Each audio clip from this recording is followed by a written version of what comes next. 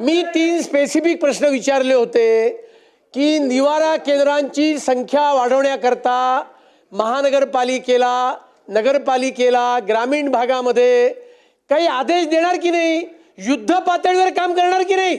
सरकारच्या उत्तराप्रमाणे सुमारे 90,000 भटके कुत्रे त्या ठिकाणी आहेत आणि निवारा केंद्र किती आहेत उत्तराप्रमाणे, तर ती अवघी 8 आहेत, म्हणजे 10,000 कुत्र्यांच्या मागे एक निवारा केंद्र।